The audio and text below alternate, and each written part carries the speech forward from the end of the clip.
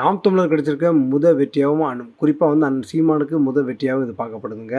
குறிப்பாக பார்த்தீங்கன்னா, தமிழில் தான் வந்து அர்ச்சனை பண்ணணும் அப்படின்னு சொல்லியிருந்தாங்க. அதுக்கு வந்து வேறு மொழிகளில் பண்ணக்கூடாதுன்னு சொல்லி வழக்கு தொடர்ந்திருந்தாங்க உச்சநீதிமன்றத்தில். இப்போ உச்சநீதிமன்றம் பரபரப்பான ஒரு தீர்ப்பை கொடுத்துருக்கு.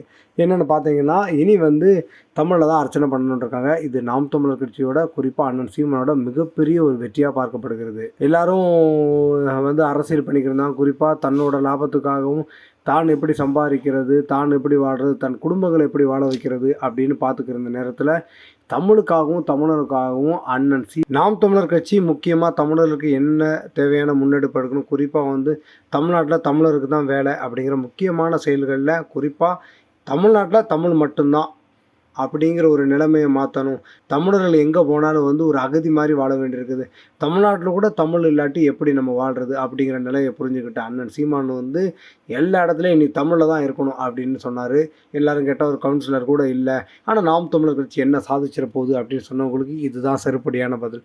தமிழன் எங்கே ஒரு பாதிக்கப்பட்டாலும் தமிழனுக்கு ஏதாவது ஒன்று ஆச்சுன்னா முதல்ல குரல் கொடுக்குற ஆளாக அண்ணன் சீமான் இருக்கார் அப்படிங்கிறதுல எந்த மாற்று கருத்து இல்லை. இதை பற்றி நீங்கள் என்ன நினைக்கிறீங்கன்னு மறக்காமல் கமெண்ட் பாக்ஸில் வந்துட்டு சொல்லுங்கள். அண்ணன் சீமான் இருக்கிறது வரையும் தமிழையும் தமிழர்களையும் யாரும் அழிக்க முடியாதுங்கிறது இது ஒரு முக்கியமான சான்றாக பார்க்கப்படுது.